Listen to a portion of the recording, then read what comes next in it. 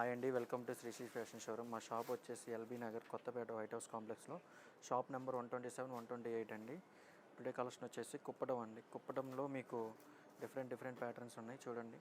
డిఫరెంట్గా ఉండిద్ది. మీకు బార్డర్లో డిజైనర్ బార్డర్ వచ్చింది, మీకు స్మాల్ బార్డర్ వస్తుంది, డిజైనర్ బార్డర్ వస్తుంది. కలర్ కాంబినేషన్ కూడా డిఫరెంట్గా ఉంటుంది.